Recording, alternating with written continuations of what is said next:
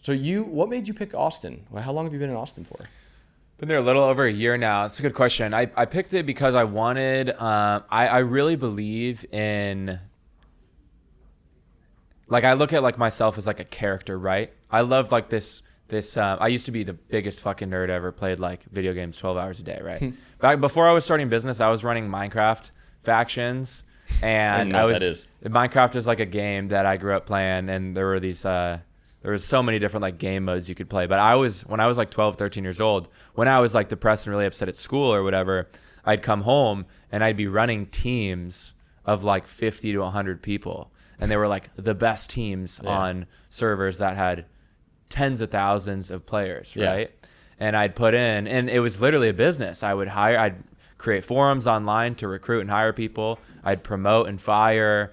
People had hours they had to clock every week. Like and all of us were doing this for free. Like literally just playing for like 12 hours a day for free, like showing up to class tired because I'd be up till 3 a.m.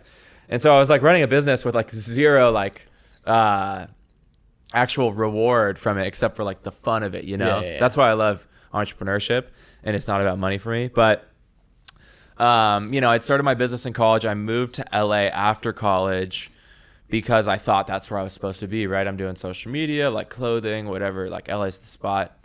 And I didn't like it that much at that point in my life. Yeah. Because I think LA is probably the best and the most fun place to be in the world if you're rich and you have a big following. Yeah. But if you're on your climb, it's so brutal. Yeah. And I did the same thing. Oh my God. Yeah. It's so brutal. And it's just like, it's a ladder and everyone is climbing, stepping on each other. Yeah. And I realized that when I went to a coffee shop and this is like such a dumb analogy, but I got a coffee and I bought a croissant and I was like, hey, can you heat that up? And she's like, it's already heated. Doesn't even look at me, and hands it to me. And it was fucking cold.